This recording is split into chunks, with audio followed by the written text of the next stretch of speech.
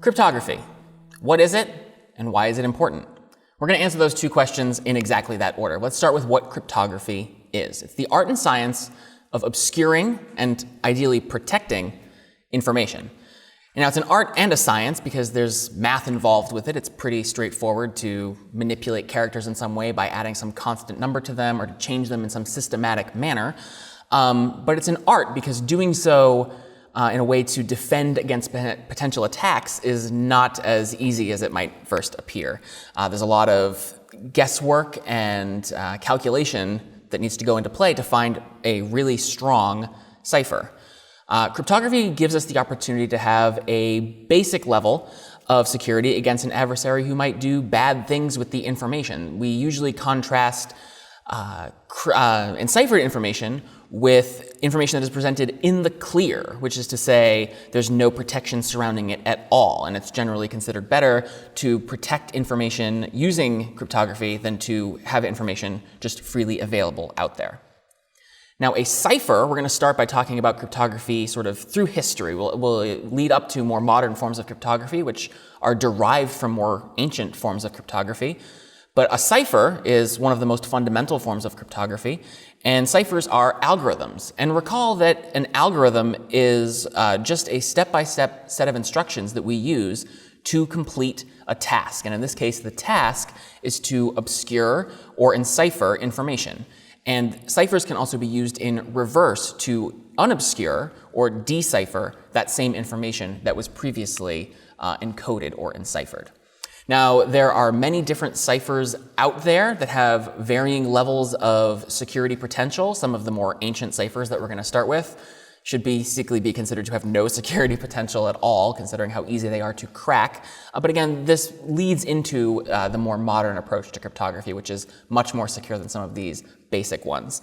And now let's start by imagining that we have possession of this device. Now, if you're looking at this device and it seems somewhat familiar to you, it may be because you've recently seen the movie A Christmas Story, where Ralphie, the character there, obtains one of these, which is Little Orphan Annie's Secret Society decoder pin.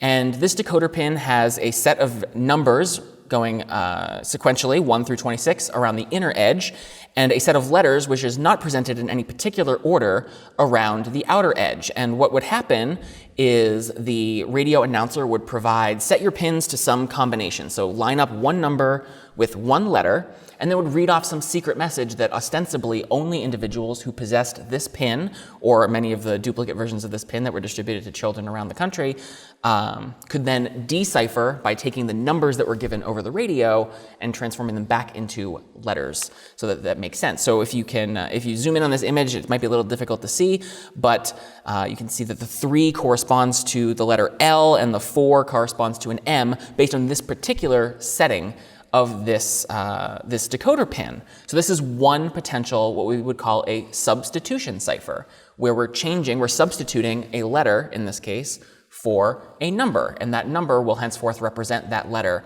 for the rest of this message. But what is the problem with this cipher? Or more generally, when we think about issues in computer science where we have adversaries who are trying to penetrate some system or break a code or break in or hack into anything, hack your password, we sometimes frame this in terms of asking the question, what is the attack vector? Where is the vulnerability that is potentially part of this particular cipher? And in this case, it's that anybody who has access to this pin is able to break any cipher that is made with this pin. And again, this pin was distributed pretty extensively in the 1930s and 40s to children who listened to this very popular radio program. So these pins were in the hands of many people. And anybody who had access to the pin would be able to understand the message. And so that is how we might frame this attack vector, is the key, in this case the pin, which we will call a key for this purpose, is just very prevalent. It's pretty well known how to use this key and manipulate this key. A lot of people have access to that key. All right, but that's just one example of a substitution cipher. We have many different examples of substitution ciphers that we could use. Let's just take another very simple, straightforward one, which is, imagine we have all of the letters of the alphabet, and we're just going to assign the ordinal position of that letter as its cipher value. So with the secret society pin, there was this sort of random element to it, right? The letters were being skipped. There wasn't a rhyme or reason to them, although the numbers were sequential. Here, let's just line up both. Let's use sequential letters and map them to their sequential numbers. So A becomes 1, B becomes 2, and so on. Both of these things are increasing linearly. Now, you may recall that as computer scientists, we ordinarily start counting from 0 rather than counting from 1. I'm counting from 1 here because this mapping of A to 1 and Z to 26 is much more familiar to us intuitively as humans, and I want to keep us, grounded in in this discussion of cryptography right now.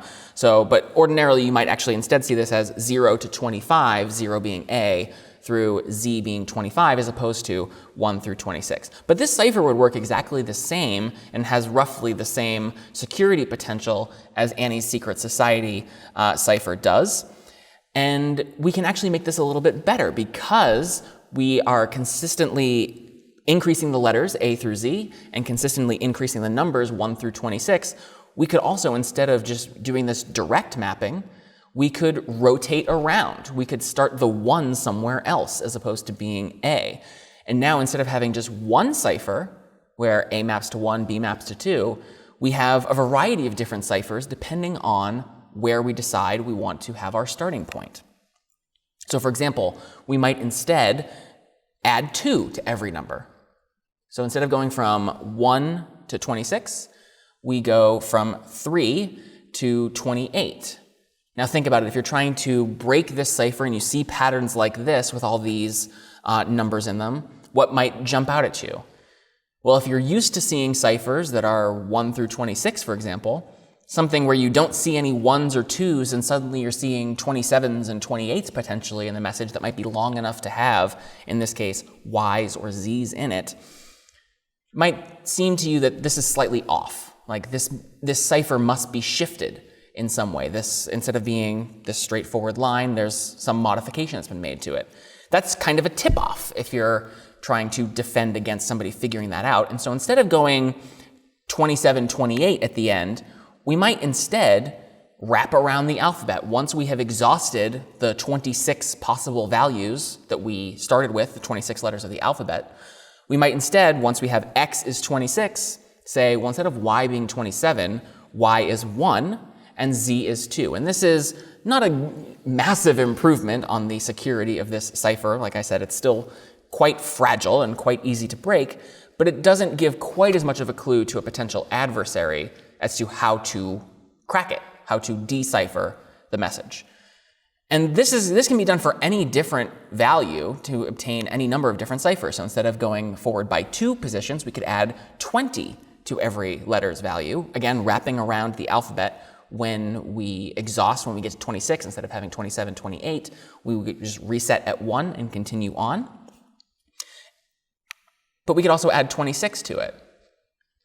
But that doesn't look very different than what we had before. And that's where this cipher's vulnerability comes into play. There's only 26 possible ways to rotate the alphabet while keeping the order of the letters preserved, right? Unless we start skipping A, D, G, and then rearranging the other letters in some other way. If we want to keep everything straightforward in a line, again, wrapping around using around 26 when necessary, there's only 26 ways to do it. That is to say that shifting the alphabet forward by 26 is exactly the same as shifting the alphabet forward by 0. And so that's our limitation. We have a very small number of, again, this word keys that can be used to decipher using this cipher. Now, this is an example of something called a rotational cipher, and it's actually a rather famous rotational cipher known as the Caesar cipher. It's attributed to Julius Caesar and was apparently used more than 2 millennia ago for him to encode messages to his troops on the line. And at the time, this was revolutionary. And that's generally what you're going to find with cryptography is there's just this pattern of breaking the mold and doing something new and trying to stay one step ahead. And oftentimes other people will then catch up, and this cipher, which was once, lauded as being a wonderful cipher, is no longer as strong as it once was thought to be. And so we keep having to advance and improve and get ahead of it for whatever kind of adversary that is, whether that's a potential enemy on the battle line, as might have been the case with Julius Caesar, or whether that's a hacker who's trying to break into your system, as might be the case today. Unfortunately, again, we're not using Caesar cipher today to encipher any of our information. We're using much more modern techniques. But these modern techniques evolved from seeing codes being created, ciphers being created, and broken, and then having to be created anew to try and defend against new vulnerabilities that have been exposed. So like I said previously, very easy to decipher or to crack the Caesar cipher, but at the time, very, very difficult. The limitation, again, limited number of keys. There's only 26 ways to rotate the alphabet for it to make sense. In the English alphabet, of course, if you're using a different alphabet, your number of keys might be different if you're using the same rotational approach. But the fundamental limitation is you are confined by how many letters are in your alphabet that you're using to encipher information.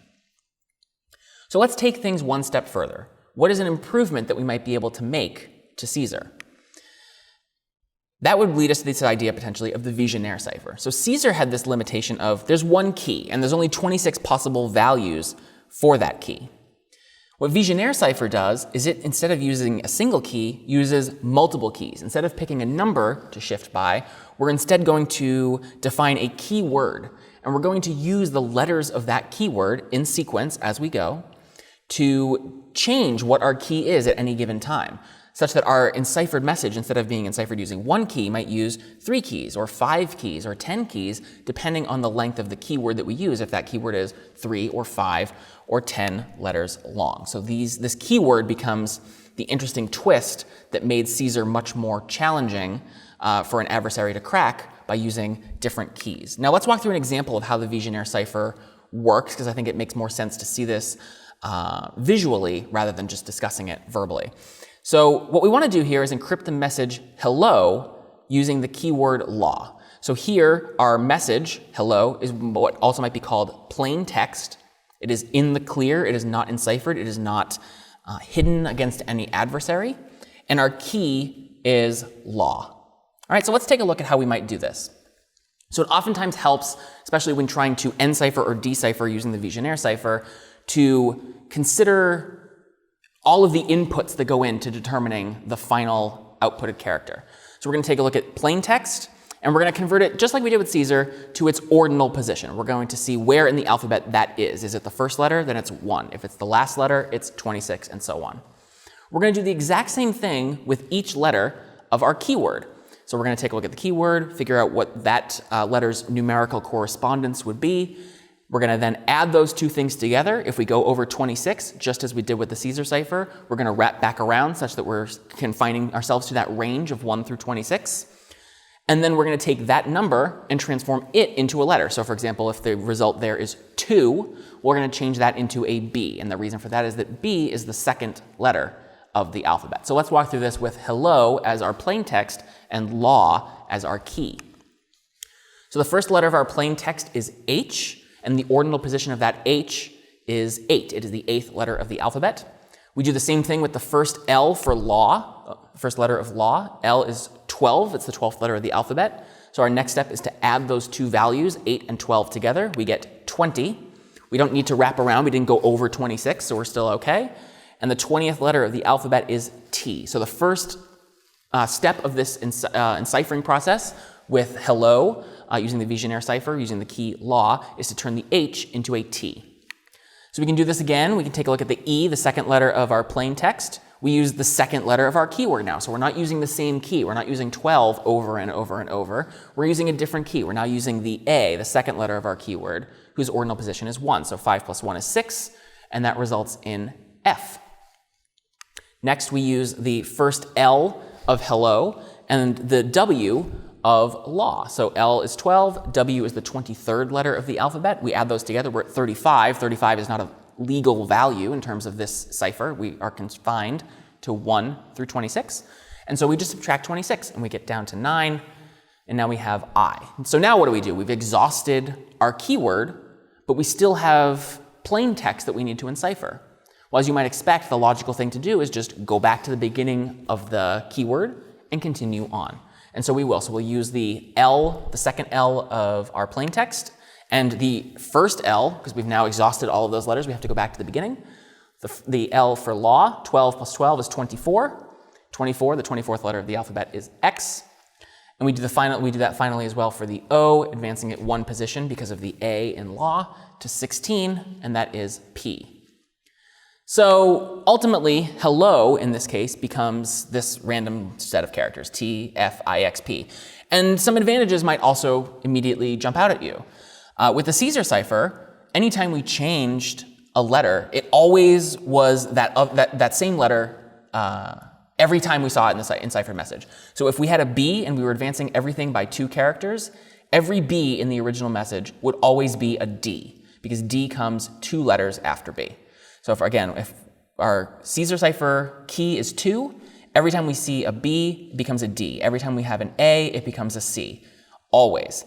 Here with the Vigenere cipher, because we have different keys and we're rotating these keys differently depending on which letter of the keyword we are and which letter of the plain text we are, those 2 L's are not the same, right? Instead of H-E-L-L-O, we don't have some mapping. Those 2 L's are I and X. They're not the same character. And so already we're seeing a bit more security here because there's not this potential to guess. Caesar is also much more secure when you consider how many keys are available to you. With the Caesar cipher, we had 26 keys available to us. With the Vigenere cipher, we have 26 to the n keys, where n is the length of our keyword. So for example, if we're using a 2-letter long keyword, for example, AA or AB or all the way up, that leaves us with 26 squared, or 676 possibilities. Now if we extend to 3-letter keywords or 4-letter keywords, we're getting even more and more possibilities. And as we start to increase the number of possibilities, we start to really increase the difficulty for some adversary to figure out what the key is. And that's really the goal of cryptography, right? We want to be able to protect information. We want to defend that information from being determined by other people. So the more work we put into making more challenging keys, the more likely we are to be successful in our attempt to encipher information. So again, Vigenere, much more of a secure cipher. It's still not secure, and it's definitely not a cipher that is used today. There are computer programs that are capable of figuring out how to decipher using the Vigenere cipher pretty well, but it's more secure than Caesar for sure because of its changing alphabets and its much larger number of keys. Let's go back to this decoder pin and think about another potential problem that we have.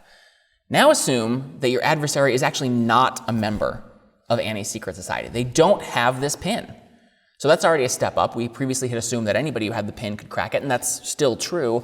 But let's assume your adversary, lucky you, doesn't have this pin. Is there still a way that they would be able to crack the code without the pin? Think about it for a second. Think about what our characteristics of the English language are that might suggest people figure out what this cipher is. Think about some unique features of the English language, which is 1-letter words like I and A, which might appear in the message. If you see a single-letter word in a message, you're probably going to guess that it's either the letter I, and every time I see that character or that number, I'm going to assume it's an I, or you're going to assume it's an A, and you're going to try and plug in an A everywhere. And some trial and error might reveal some patterns that emerge.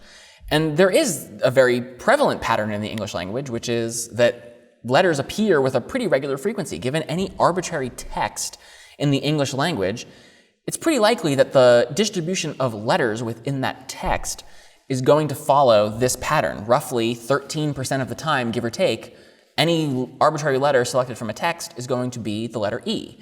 And only 1/10% of the time will it be a Z. And only 2/10 might it be a J. So there are some letters that appear very frequently, and there are other letters that appear very infrequently. And that is still a problem in this generic substitution cipher, even with the letters being scrambled, which seems at first blush to perhaps be much more secure than one where the letters are increasing sequentially and the numbers are increasing sequentially. Even this scattershot mapping of letters to numbers, as long as we're still confined to these 2 domains where we have A through Z and 1 through 26, and there's always a mapping between them, whether they're ordered or not ordered, is still a problem in the English language anyway, because of frequency analysis. These are actually very common puzzles. Humans might find it kind of tedious to try and solve these puzzles, but otherwise, this is well known as a cryptogram. You may, if you are the puzzling type, this type of puzzle is called a cryptogram, and this pattern is definitely something that is across all messages that appear in the English language. There are plenty of other ciphers that appear, that are used, that are more secure than any of these, what we might call one-to-one ciphers, mapping a single character to a different character or to a number. There are some ciphers that substitute pairs or triples of characters at a time, and these ciphers, again, form the basis for what eventually becomes more modern cryptography, which we're getting to in just a moment. There are also transposition ciphers, where instead of substituting one character for another, we simply use an algorithm to rearrange all the letters in some systematic way. And the defect there is that all the letters of our original plain text message are still there, and all we need to do is unscramble them. And because there's an algorithm that was used to scramble them in the first place, there's got to be a way to undo it as well. With a little bit of trial and error, we can probably sort that out.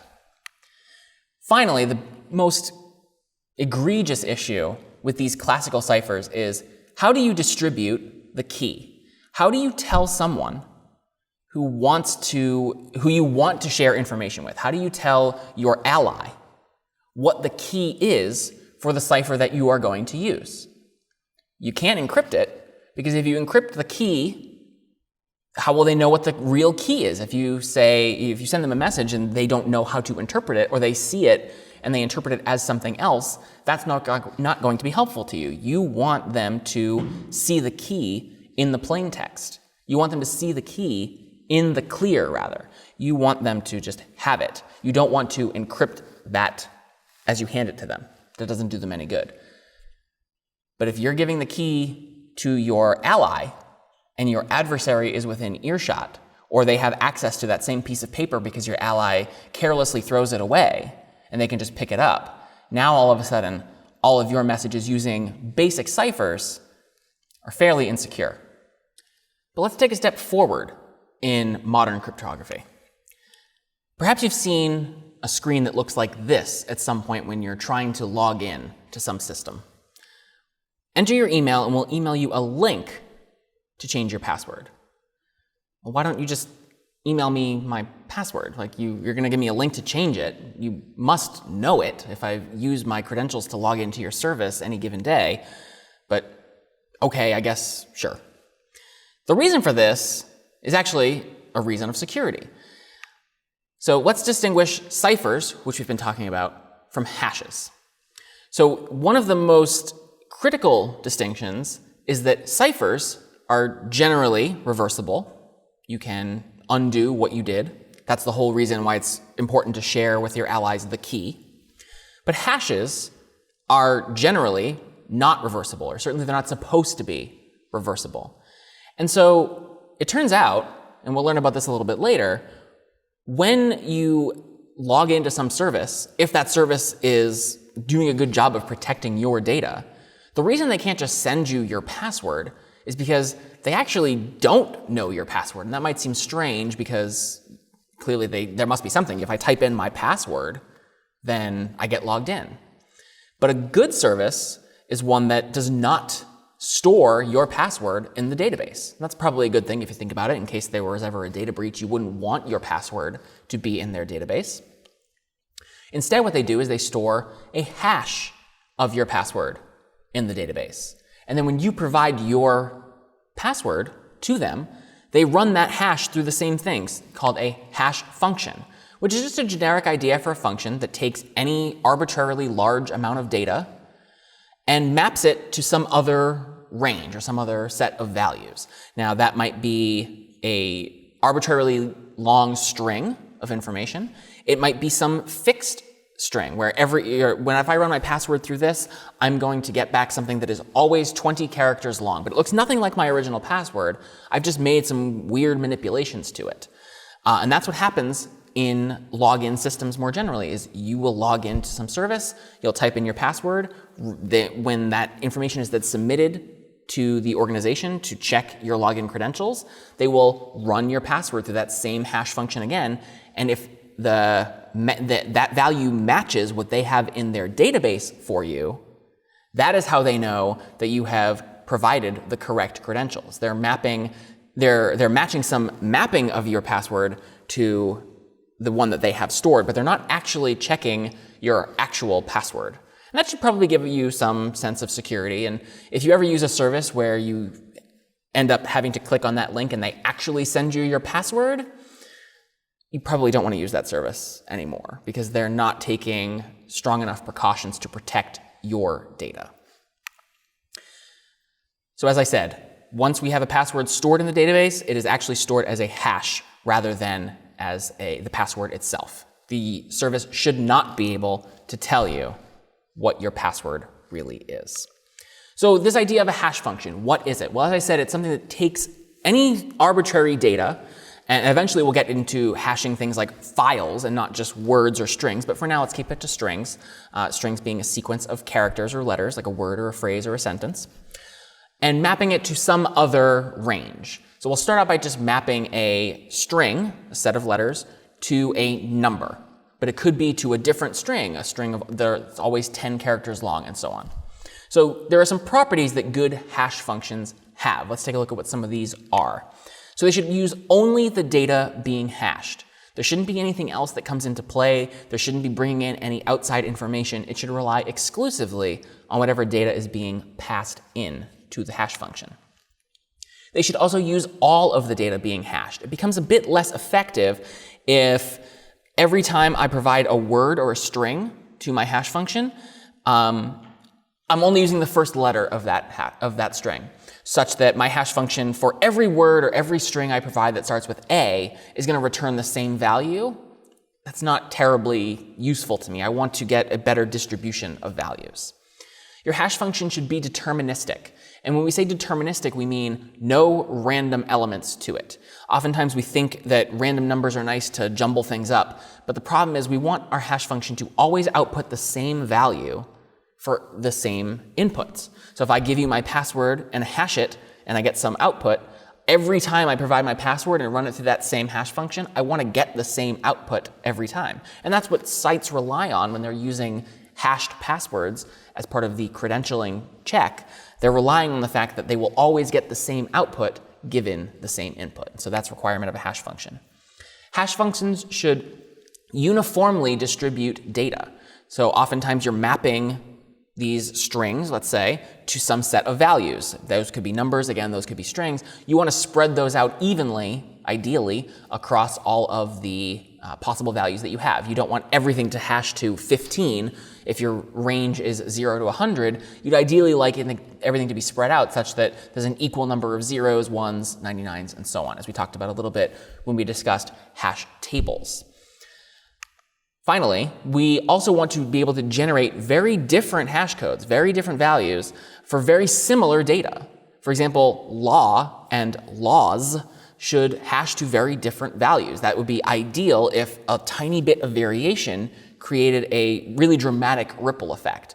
And creating this really dramatic ripple effect is pretty key when we're talking about cryptographic hash functions, which we'll get to in a second, which form the basis of almost all modern cryptography, which form the basis of everything that we do, that we rely on when we think of security in the computational field. It's almost always relying on these hash functions being really, really good at making small changes have very dramatic ripple effects in the hash code or the hash value, the data that comes out of the hash function. So after all this talk about good hash functions, let's take a look at a pretty bad hash function, and we'll talk about why. We'll talk about one of its virtues, but some of its potential problems as well. So instead, let's add up all of the ordinal positions of all the letters in the hash string. So this ordinal position idea is exactly the same as we had a moment ago when we were talking about Caesar and Vigenere. So A is 1, B is 2, and so on. So for example, for a word like star, if we want to add up the ordinal positions of all of the letters in that word, we have STAR, that's 19 plus 20 plus 1 plus 18. So if you do that math quickly, that ends up being 58. So what is a good thing about this hash function? Well, it's not reversible. If I get a 58, I don't necessarily know that the input that I had there was star. It could have been any one of a whole variety of things. It could have been arts or rats or swap or pause or wasp or mull or this whole random set of 29 B's in a row. All of these things, when run through this really terrible hash function that I've defined here, all add up to 58 when I follow the rules of this algorithm. So I never know what my input was given my output. That is a good thing. That is what a hash function should do. Hash functions, unlike ciphers, should not be reversible. But the problem that I have here is that I have a lot of collisions, right? There are a lot of different things that map to 58. And when we talked about collisions a little bit previously, we were talking about them in the context of a hash table, and collisions were okay in that context. We were just clustering things together. If they all happen to have the same hash value, we'll just put them in the same bucket. When we're talking about cryptography, though, and we start to get into relying on cryptography to keep our data secure, we can't have collisions at all. In fact, pretty much we rely on the fact that it is so mathematically unlikely, nay, impossible, to have a collision in order for these things to work. And so collisions, when we're talking about cryptographic hash functions, are definitely not a good thing. So to recap, to check that a user gave us the correct password if we're storing a hash of the password in the database versus just storing the plain text password in the database, which hopefully no one is storing a plain text password in the database, we run the actual password, the real password, through the hash function.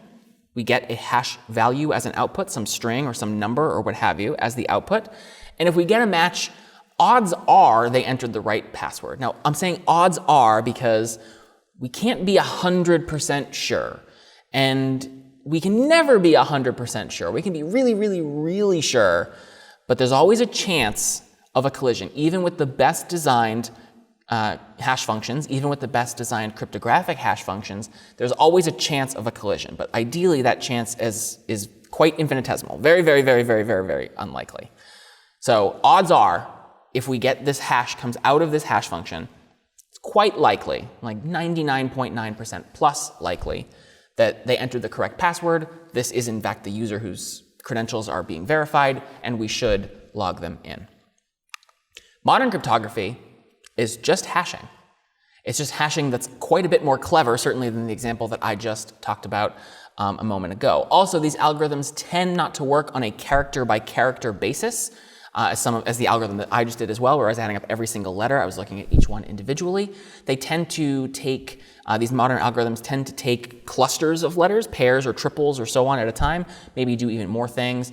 They might rearrange the letters before they do things to them. So there's multiple layers going on with these encryption algorithms. And unlike some of the ones I've discussed earlier, most of these also have the property where given data of arbitrary size, and now we're starting to really expand our minds into not just words or strings, but also images, files, videos, documents, PDFs, and so on. Anything can be run through a hash function to get a value. But we're always going to get a string of bits, a bit string, that is always exactly the same size. So depending on the algorithm, maybe it's going to be a 160-bit long string or a 256-bit long string. But our range is finite. It's always going to be exactly 256 bits, but the combination of those bits will be different, ideally, for every single piece of data we might throw at it, no matter what. Okay, so let's expand our definition of a hash function to this idea of a cryptographic hash function. What properties should they have? They should be very difficult, very, very difficult, basically impossible to reverse. It should be computationally impossible for anybody to undo the encryption. That's pretty much the same as a regular hash function. We're just really hammering the point home when we say this here. They should still be deterministic. We don't want any random elements to it. We still want to hash a value and always get the same output no matter what if we run that same value through the hash function an arbitrary number of times. They should still generate very different hash codes for very similar data. We still want things to be spread out, and we want minor changes to have dramatic effect. And they should never, and this is one of those words that computer scientists love, they should never allow two different sets of data to hash the same value. Do you see a potential problem when we frame it in this way, when we say they should never be able to do that, we've already restricted ourselves to a finite domain, right? Maybe I said a moment ago, maybe this hash function maps to 160-bit long strings. There's only so many combinations of 160 bits. Now, that might be an unfathomably large number, but using the word never there becomes a bit dangerous. We can't really rely on that, and we'll see why this could potentially be a problem. This static length string, by the way, is usually referred to as a digest in this context when we start to talk about more modern cryptography techniques. The output of a cryptographic hash function is usually referred to as a digest. Let's take a look at one of these cryptographic hash functions. And certainly we're not going to dive into the mathematics of it. I wouldn't be able to explain the mathematics. I wouldn't be able to do it justice if I tried to explain the mathematics of it. But let's just take a look at some of the basics of this. So SHA-1. SHA-1 is quite a famous algorithm. It was designed by the National Security Agency about in the mid-1990s. So these are really smart people who are tasked with working with things like military intelligence. These are people who are dedicating their lives to trying to protect data as best as they possibly can. Far more brilliant minds than I, for sure. And this hash function, and this is a published paper, hash functions tend to be actually, it's this very strange dichotomy where you describe exactly how the function works, but it still should be irreversible. And this just really becomes a question of incredibly complicated mathematics involved, such that even if you knew so many of the pieces going in, you still wouldn't be able to undo it, even if you tried. It's kind of amazing, actually. SHA-1's digests are always 160 bits in length. So this is one of those ones I just said a moment ago. That means that there are 2 to the 160 different SHA-1 digests, which is a bit over 10 to the 48th power. And again, 2 to the 160 means for every single one of the 160 bits, that could be a 0 or a 1. So we have that 2 options times 2 options times 2 options 160 times. Just to try and make it fathomable to understand how large this number is, let me try and paint a picture for you. So imagine that you are looking on Earth for a specific grain of sand.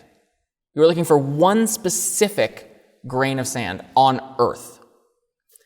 That is easier, by far, than trying to have SHA-1 have a collision where 2 values would map to the same thing. There's about 10 to the 18 grains of sand on Earth. So that's 8 quintillion, I had to look up that word, 8 quintillion grains of sand.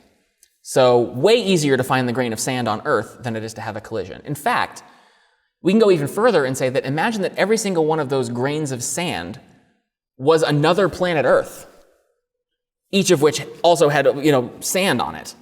So you have 8 quintillion planet Earths. You're trying to find a specific grain of sand on one of those 8 quintillion planets. It's still easier than trying to have a collision with SHA-1. SHA-1 is such an important algorithm that it's actually one of the algorithms that is required in federal regulations to be used by the government for encrypting information. There are others as well, but SHA-1 is listed by the National Institute for Science and Technology as a standard algorithm. But there's a problem, which is that SHA-1 is broken. And it has this clever website called shattered.io. So the research team that figured out how to create a collision, intentionally create a collision, and intentionally creating a collision has the effect of basically saying this cryptographic hash function is broken. And they have proven that there is a way that they can systematically generate collisions. So that's bad, and we'll see why that's bad in just a moment. But you can go to this URL, shattered.io, and read quite a bit about how the researchers do it. They explain it in different levels, so if you really want to dive into the technology and the mathematics of it, you're certainly welcome to. If you just want to understand it at a base level and why this is a problem, I definitely encourage you to take a look at this site and read more about this. So what did these researchers do? So they said, it is now practically possible to craft 2 colliding PDF files and obtain a SHA-1 digital signature on the first PDF file which can also be abused as a valid signature on the second PDF file. In short, what they're basically saying here is we were able to create 2 PDF files such that if I run them through the SHA-1 algorithm, the digest that I get is the same. Why is this potentially bad? For example, by crafting the 2 colliding PDF files as 2 rental agreements with different rent, it is possible to trick someone to create a valid signature for a high rent contract by having him or her sign a low rent contract. If you can take a PDF and twist it into anything you want it to be, but have a valid signature, a valid SHA hash associated with it, that's not great. Now, before alarm bells start going off, because SHA-1 is still used quite extensively even now, this shattered research result was developed in 2017, it was released.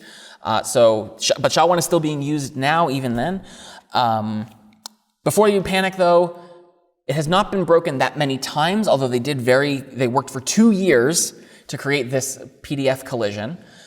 And they demonstrated a method for how to do it. It has still not happened that many times.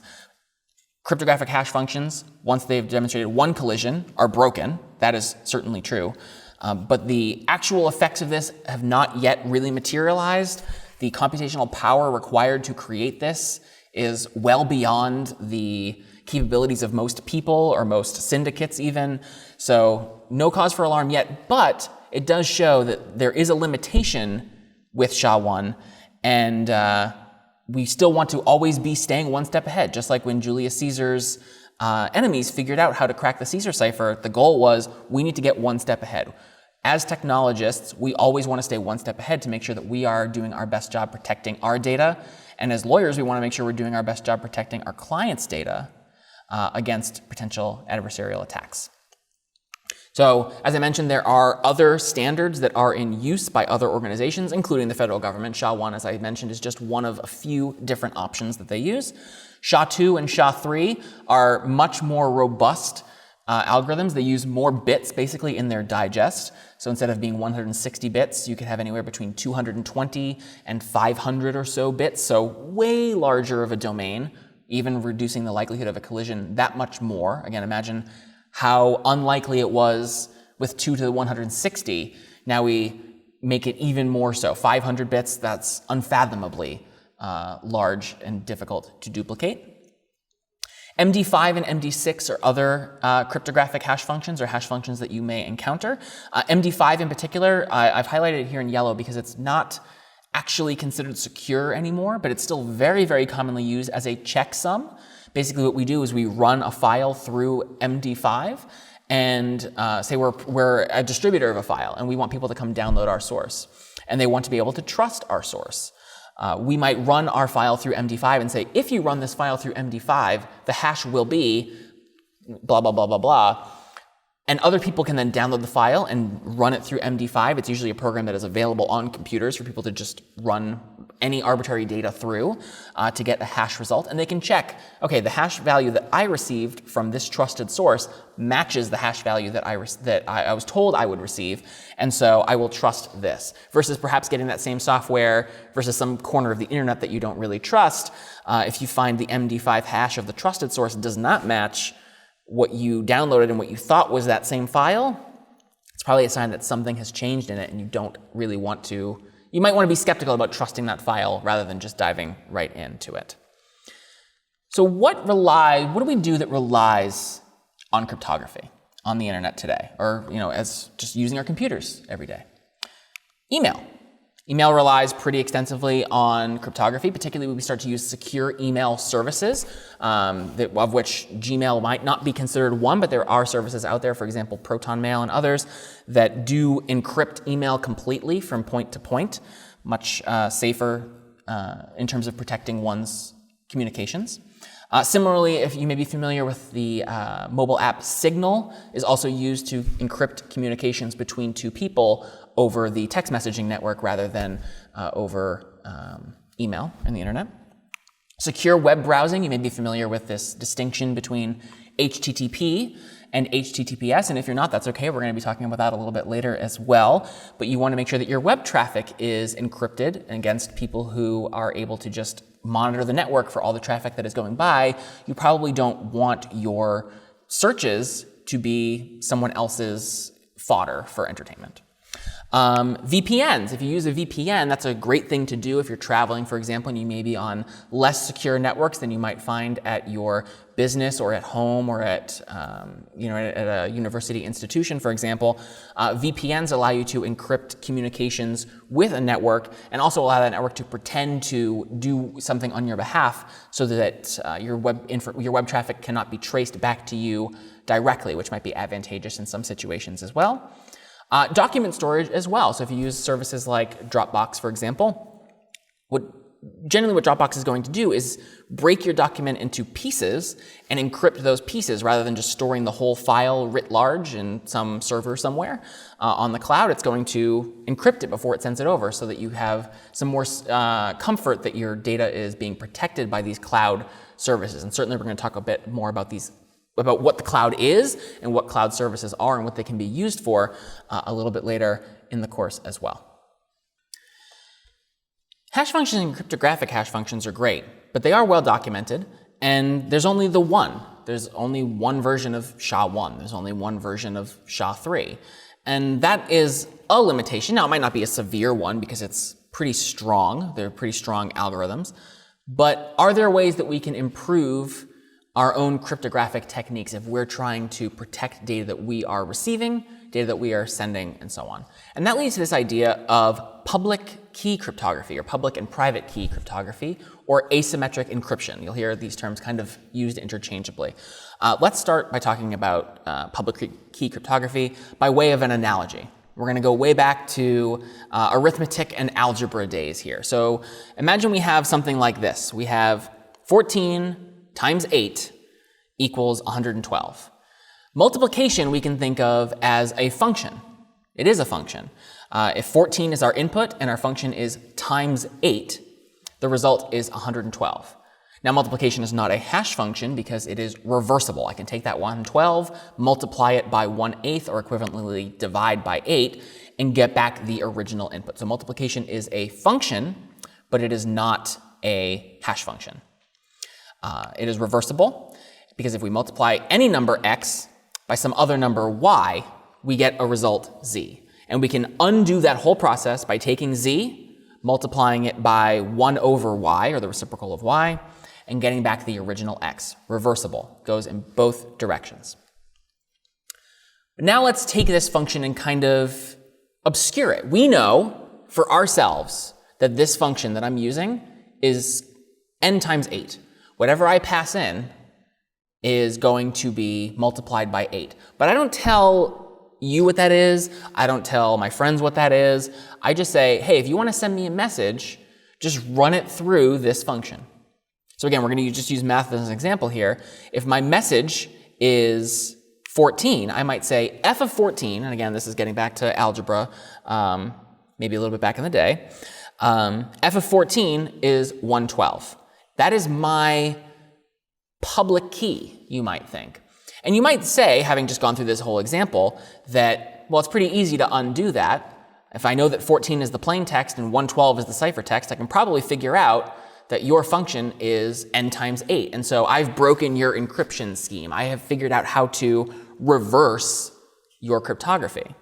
Well, it's true that n times 8 is certainly one function that I could use to turn that plain text, 14 in this example, into that ciphertext, 112 in this example.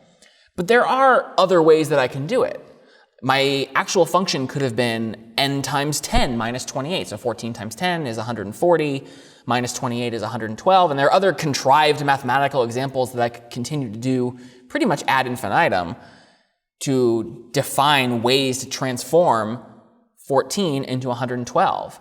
So just because you see that 112, that doesn't mean you have figured out how to break my hash function.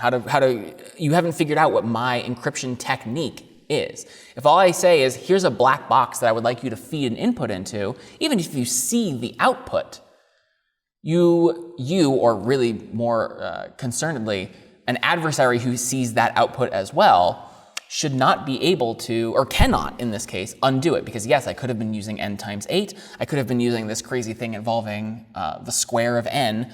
And that's kind of the idea behind public key cryptography. I am going to publicize that I have a function that can be used. But I'm not going to tell you what that function is, and I'm certainly not going to tell you how to reverse it. So public and private key cryptography are actually two hash functions where the goal is to reverse them. We kind of talked about this as hash functions are supposed to be irreversible. But the distinction here is that we are creating two functions, f and g, which are intended to reverse one another. So it's not that there's a single function that is reversible. It is that we have two functions that working together create like a circuit. If I take data and I run it through function f, I get some output. If I run that output through function g, I get back the original data. I have deciphered the information. And the same thing works in reverse. If I take some data and I run it through function g, I get some hashed output that makes no sense. And if I run that hashed output through function f, I get back the original data once again.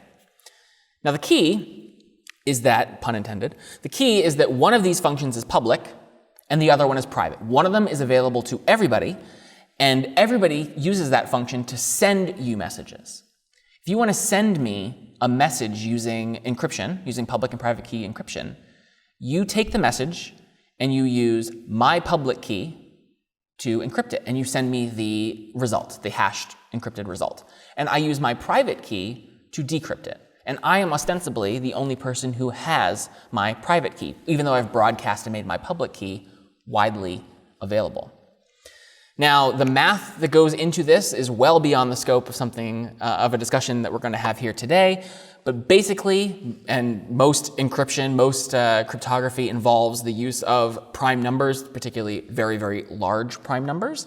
And you're looking for prime numbers that have a particular pattern. And when I say you're looking for it, don't worry, you don't have to do this yourself. There are plenty of programs out there, RSA being a very popular one, that it can be used to generate these public and private key pairs. But it does it, the amazing thing is that it can generate these pairs very quickly. But it's almost impossible to break or figure out what the underlying functions, or even in this case, what the underlying two prime numbers are that are the foundation for your own encryption strategy. So it's pretty amazing that it's easy to define these functions and almost impossible to reverse engineer them, so to speak. So we start with a huge prime number. We find some other prime number that has a property, a special property related to it. And from those two numbers, we generate two functions whose goal in life is to undo whatever the first one does. So f's job is to undo what g does. G's job is to undo what f does. And this is called a public and private key pair. So your public key is really some complicated hash function that does work. And that hash function is represented as a very long string of numbers and letters. It looks just like a hash digest. But it's just a human representation, a readable representation of a mathematical function. And your private key is the same, your private key is also a representation of letters and numbers. It's not exactly the same as your public key, but it undoes the work that your private key does. And again, these keys are generated using a program called RSA. So let's take a look at exactly how we would go about doing some asymmetric encryption using public and private keys. So here we have some original data. It's a message, perhaps, that I want to send, and I want to send it to you. I want to send this message to you, but I don't want to send it to you in the clear. I don't want to. It's sensitive information. I don't want to send it via plain text, and I don't want to use a generic hash function, because if I use a generic hash function like SHA, for example, it's irreversible. You will not be able to figure out what I tried to say. So instead, I take this original data and I use your public key. Your public key, again, is just a very complex mathematical function. So I take this data, I feed it into your public key, your public hash function, and I get some garbled stuff out. Okay? And this is what I send to you. I send you this garbled stuff. In order for you to figure out what the original message is, you use your private key, not your public key. Your public key is what I use to encipher the information, but your private key, which is known only to you, hypothetically, it should not be distributed to others, it undoes the work that your public key did. And so if I give you the scrambled data and you use your private key to try and decipher it, you will get back that original data. But here's the great thing. No one else's private key will be able to do that. If anybody intercepts that message other than you, and they use their private key or they use your public key again, they will not be able to decipher the message that I sent to you. And so public and private keys are very interesting because they create these pairs, that they're these unique encryption schemes that are unique to two people, or really even to one person. If you were to send me a message back, you would send me a message using my public key. You would then send me whatever the encrypted sort of scrambled data is for the message that you sent using my public key. I would then use my private key, which is not known to you or to hypothetically anyone else, to decipher what you sent me. And I would get back the secret message, or the perhaps not so secret but sensitive message that you sent to me. And so that's this idea of asymmetric encryption. You can encrypt using someone's public key, and anybody can do so. And for that reason, you'll often find technically minded people will sometimes post their public key literally on the internet, such that anybody who wants to send them a message using a secure channel can do so.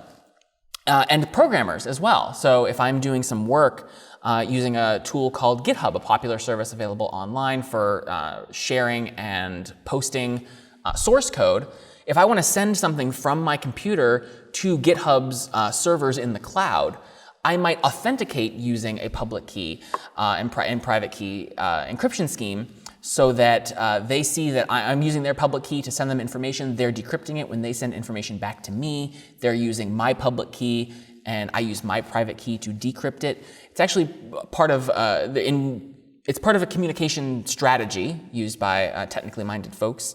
And you're not restricted to just having one public and private key. For example, I have one public and private key that I use for secure email.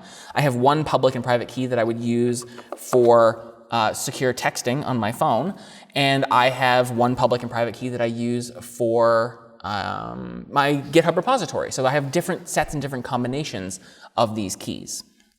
But the key is that the key, again, pun intended, is that the decryption can only be done by someone who has the private key, not the public key, because only those two functions are reciprocals of one another. They undo the work that the other did in the first place.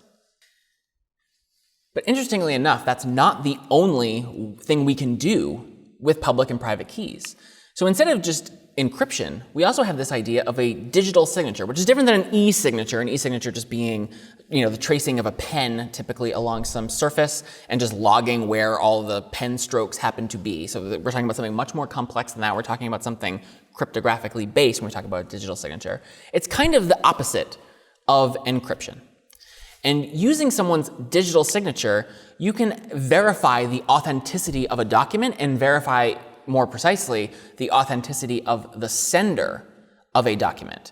And we're going to explain this in great detail in just a moment, but the basic idea is they're signing the document using their private key. You still don't see what the key is. And because these public and private key pairs are specific to an individual person, if you're able to verify that that document could only have been signed using someone's private key, then you have quite a serious belief that that person is the person who signed the document, who sent the document, and so on.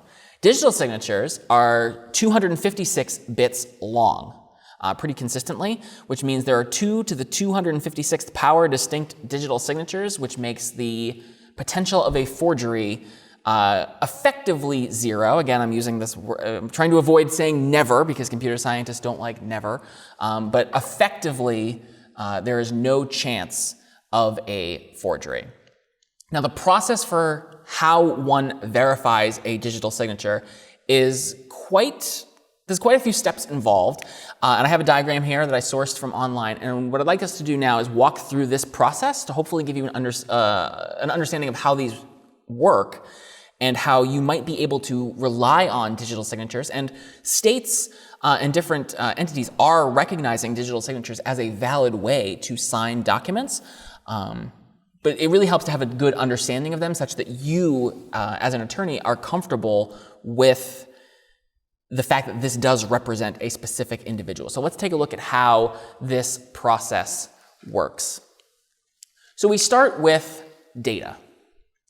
Data in this case is any document, perhaps it's a scanned, signed version of some PDF with somebody's actual ink signature, but again, the whole thing is just scanned. The next step is to use a hash function. The hash function that we could use in this context could be anything. It could be SHA-1, it could be something very complex. In general, the hash function that's going to be used here is actually not a cryptographic hash function. It's going to be something like MD5. So something that anybody has access to, and that's going to result in a hash, a set of zeros and ones. In the case of MD5, it's going to be about 160 or so different characters. Now, where things get very interesting is we take that hash, that set of zeros and ones, and we encrypt it using the signer's private key. So remember, these functions are reciprocals of one another. A public key can undo what the private key does, and the private key can undo what the public key does. Notice in this case, we're still not sending anyone our private key. We are just using our private key to encrypt something. So we take this hash that we received from running our file through MD5, we encrypt it using our private key, and we get some other result out of it. This number that comes out of running the hash through our private key is called the signature. We then just couple that, so when we send this off, we send the signature plus the original document, and that would be considered a digital signature. So that's the signing part of the process. That's where we go. We start with a file. We run that file through a generic hash function, not our public and private keys, something that is generally pretty accessible.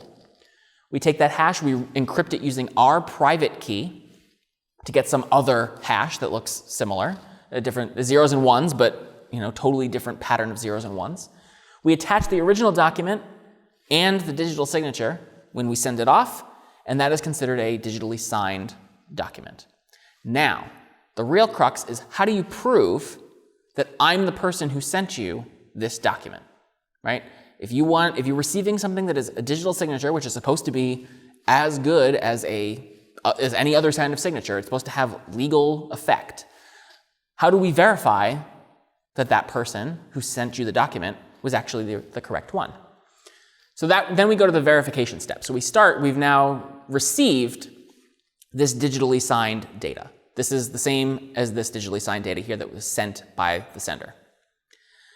We received two pieces of information. We received the document, the original document, and we received the signature. And recall again that the signature is what happens when we take the hash of the document and run it using our private key to get a result.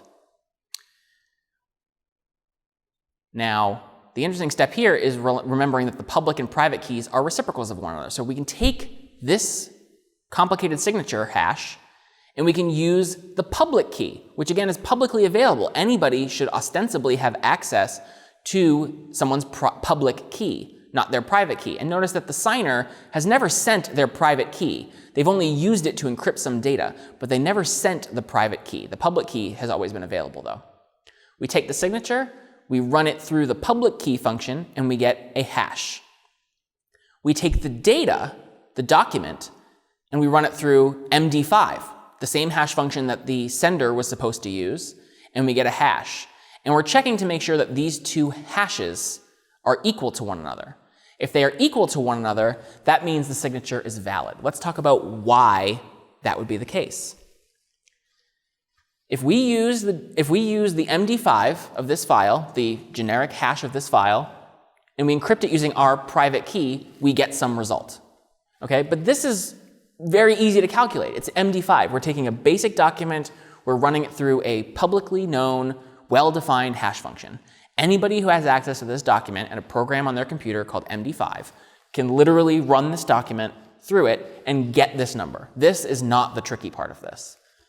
We then take this hash function, we encrypt it using our private key to get some secret number. The public key, though, will undo that. Remember, the public and private keys are reciprocals of one another. Whatever one does, the other one can undo. And so only my public key will undo the work of my private key. So if I take this value and I encrypt it using my private key, and then I run this value through the public key, I should get the original result again, the original MD5 hash. And that's why we have to send the document as well, not just the digital signature, the numbers that we get by running it through our private key in the first place. That way we have a way to validate that, yes, this file has this checksum, and the sender took that checksum, they ran it through their own private key, and when I used their public key to undo it, I get the same value, which is effectively proving, but we'll term it as it's very, very, very, very likely that this person who claimed to have sent the document is in fact the person who sent that document. And so that's what digital signatures can be used for. It is a mathematical, cryptographic way to verify the identity of the sender of a document or an individual, or in whatever context you might be using or receiving digital signatures. It is purely a verification step that is based entirely in mathematics. It's one other potentially interesting use of digital signatures that's also quite buzzy right now, and that's blockchain technology. And what is the blockchain? Digital signatures are really key to knowing how the blockchain works and why it is trusted as a decentralized source of information for individuals. So understanding digital signatures means you are in a position to understand blockchain. And I use here the term the blockchain, but it really is a blockchain. There's no such thing as the one blockchain. There are many different, this is just an idea that is implemented. Generally, we're hearing it in the context of a cryptocurrency, but it does not need to be restricted to that. Although cryptocurrencies are so discussed in the media and have been dissected by so many researchers that they provide an interesting vehicle, an interesting lens through which to consider blockchain. And so our example today is going to focus on Bitcoin. It is the most well-documented of the cryptocurrencies. It is the most well-documented implementation of the blockchain, or among the most well-documented implementations. But this is not specifically a lecture about Bitcoin. We're just using Bitcoin as a lens through which to understand blockchain. There's also an outside source that I strongly encourage. This channel on YouTube provides interesting mathematical dissections of topics, and they tackle blockchain and Bitcoin pretty extensively. And this is an excellent supplementary resource to consider if you're trying to dig into this or understand it a little bit more. Because in this video, I'm going to omit some of the more technical details for the sake of hopefully broader understanding. But if you want to dive into it more deeply, this is a resource that I would recommend. And I really like talking about Bitcoin in the context of blockchain because it's actually how I kind of got started almost as an attorney. When I was practicing, when I graduated from law school, I decided to go out on my own and start my own firm. I live in a small town, and so a lot of my early work was doing estate plans, wills, and such for individuals in my town, getting to know them. But I had studied extensively technology-related law in law school, and I really wanted to use it. And a few years into my practice, I had a friend who needed an estate plan prepared, and he asked if he could pay me in Bitcoin. And I had no idea what that meant. I didn't really know anything about Bitcoin at the time. And I looked it up and thought it sounded interesting. And so I said, sure. So I learned how to set up an account. And it's also worth mentioning at the outset, as we're talking about cryptocurrency, that you don't need to understand how Bitcoin works to use Bitcoin. You don't need to understand how the federal banking system works to use a bank. And the same is true here with Bitcoin. But I ended up accepting a Bitcoin payment by creating what's called a Bitcoin wallet. I immediately sold the Bitcoin that I received and turned it into cash such that I could use it for more generic purposes. And what I decided to do was send out a press release saying, oh, I accept Bitcoin, because it was something that was novel and I hadn't really heard that much about it. And this got the attention of my local paper and companies in the area that were technically minded as well. And so Bitcoin sort of provided this forum to meet new clients that also allow me to explore fields of the law about which I am passionate. So it's kind of an interesting segue to be able to share that with you now. All right, so stepping away from Bitcoin again more broadly to blockchain. What is the blockchain? It's very similar to something you've already learned about, which is a linked list. So recall that a linked list is a set of nodes, each of which have connections forward and backward to other nodes in the chain. They are linked together. And similarly with a blockchain, all of the blocks are chained together. It's basically the same terminology, slightly modified. So a linked list is a set of nodes, each of which is connected to the one prior and the one after it. We learned about linked lists as having generally 3 pieces of information associated with them. A previous pointer, which is basically a reference to the prior node, or in this case, the prior block. We have a next pointer, which is a reference to the next node or the next block. And we had data. And in this case, the data is actually 2 different things. There's the real data, and again, in the context of a cryptocurrency blockchain, we're going to be talking about a list of transactions, a numbered list of transactions from person A to person B, each of those transactions being digitally signed such that you can verify that the person who logs that transaction is actually the one who made that transaction. And also something called a proof of work. And this proof of work is very interesting because this is how Bitcoin ostensibly derives its authority. There is no central controller of the Bitcoin currency, and it is very decentralized, and there needs to be some way for people to agree as to what the true ledger is, or what the true set of transactions that have happened are. And the way that is done is by relying on something called the proof of work. And we'll dive into that shortly as well. So again, cryptocurrencies, that data is a ledger of transactions, each of which is digitally signed using the digital signature technique we've just discussed by the person who made or initiated that transaction. And that ledger is decentralized, which means that anytime there's ever a change, anytime any transaction is recorded, in this case using Bitcoin, again, our lens through which to consider blockchain, that message is broadcast out. So if I make a transaction in Bitcoin, I pay you $10, I'm going to announce to everyone else who has a Bitcoin wallet or who's monitoring the blockchain, the list of transactions, hey, please add the following transaction to this list. Doug pays you $10. And that is announced to everybody. Everybody records it in their ledger, and then some stuff is going to start happening. But here's a potential issue. How do you know that the blockchain is legitimate? How do you know that your copy of what is being said is the truth? How do you know that your copy of the blockchain is accurate with respect to all other transactions that have happened? Everybody else has their own copy as well. It's decentralized. We all maintain, anybody who's using Bitcoin maintains their own copy of the blockchain. How do you defend against people modifying it? That's a very interesting question. The way that cryptocurrencies do it is to assume, and this is defined in the Bitcoin paper, the way that cryptocurrencies do it is to assume that the chain that has the most computational work put into it is the true chain. This decision is completely arbitrary.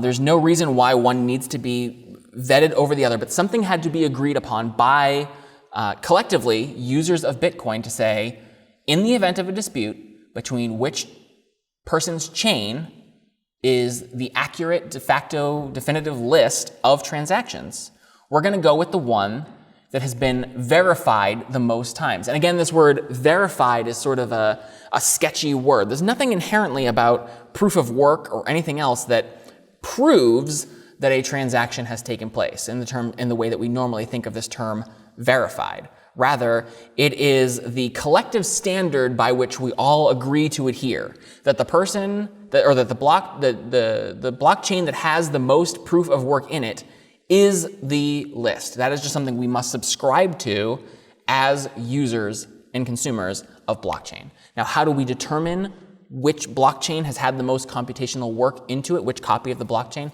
has had the most computational work put into it? Well, this is proof of work. So proof of work is how the correct blockchain of all the copies that are decentralized is determined. So recall how hashing works. Hashing allows us to take any arbitrary data and run it through a hash function and get an outcome. And that outcome is going to be, let's say, 256 bits, each of those bits being, of course, 0 or 1. Now, there's a lot of different combinations there, but some of them will be very unique. And the way Bitcoin works, Bitcoin's blockchain works, is to prove a particular block. We are asking people who are oftentimes called miners. That's where this term comes from, because they are mining. Ultimately, their reward for doing this proof of work is to receive Bitcoin that are sort of generated out of thin air. And so these people are termed miners. But we are asking anyone who has a computer to hash the entire block. So hash the entire list of transactions, the reference to the previous block and the next block. Remember, all of that is contained in a single node of this blockchain, basically. And we're looking for a highly unusual pattern. We're looking for maybe the first 30 bits or the first 40 bits to all be zeros.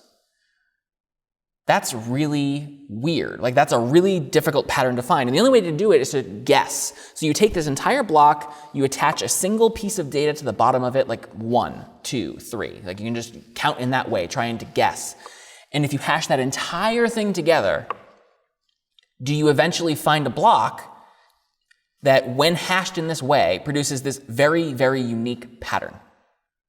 If so, you just say, here's the number that I attached. So let's say I took the entire block and I hashed it with 1, 2, 3, 4, 5 was the number, right? It's very difficult to find a value that would create this unique pattern of zeros and ones, in particular zeros, 30 zeros in a row. But it's really, really easy to verify that someone has done it. To verify that someone has done it, all you have to do is, if they announce the number that they used, 1, 2, 3, 4, 5, as their proof of work, and that's what the proof of work really is, it's that number that they use to figure it out. If they announce that and you hash the block with that number, you can verify, yes, that pattern is actually 30 zeros in a row. So I guess you have proven it. Now, this is, again, kind of arbitrary. Like, this seems weird. Why are you spending all your time trying to figure out a specific pattern that exists somewhere? That is a question that I cannot answer, other than to say that it is the standard by which people who have ascribed to the Bitcoin standard have just agreed to be bound by. The person who finds this number is probably is proving the validity of all the transactions above it. And this gets interesting when you think about somebody trying to perpetrate a fraudulent transaction. So imagine I'm trying to perpetrate a fraudulent transaction by initiating a transaction that says, I'm going to pay you $100. And I announce that to you, but I don't broadcast it to everybody else who maintains the blocks, who are maintaining their own copies of blockchains. Which is interesting because you think that I have spent $100, and as far as you're concerned, I have spent $100 to you, but no one else is aware of that. So no one else thinks that I have spent $100. They all think I'm $100 wealthier than I actually am. The problem then arises that I need to verify that block. I need to verify that transaction. So I append the transaction to my own copy of the blockchain, because I am the only person other than you. The two of us maybe have these copies of the blockchain, but everybody else, I didn't broadcast this transaction, so no one else knows about it. In order for it to have a proof of work attached to it, in order for it to be considered the valid chain, I would need to prove that block. I would need to find that secret number that, when hashed with the entire block, produces a pattern of 30 consecutive 0 bits before anybody else does. So that's a 1 in 2 over 2 to the 30th power chance. That's because I'm looking for a pattern of 30 consecutive zeros. There's a 1 in 2 to the 30th power chance that I'm going to find that pattern. And I have to find that pattern before somebody else. And in the meantime, other transactions are coming in on my ledger. Other people are broadcasting their transactions, and I have to keep adding them to my ledger and keep proving that work over and over and over, all the while trying to stay ahead, so that my fraudulent transaction is considered ultimately the correct blockchain. You just can't beat the odds of that. One malicious person trying to perpetrate a fraudulent transaction using the blockchain cannot stay ahead. They can't win the find the secret number game over and over and over and over. Eventually, some other chain which contains valid transactions will win out over my attempted fraudulent chain, and it will be disregarded. Nobody will consider that to be a valid part of the chain anymore. And so that's kind of how this works. Again, it's arbitrary. The way they decide to resolve or verify, there's nothing about this process that proves that person A sent person B money. It's just the consensus that we have decided, well, if people have gone through the effort to try and find these secret numbers, and many different people are doing it, and this one chain is longer than the others because it's been verified, again, using this term verified, it's been proven with work over and over and over, we're just going to agree that that's the right one. So again, it's kind of strange, and I do again refer you to that video that I shared earlier to get into some of the more technical details of this, which I'm glossing over a little bit here in this discussion. But proof of work is basically the collective consensus of blockchain users, or in this case specifically of Bitcoin users, for which transactions they are going to consider valid.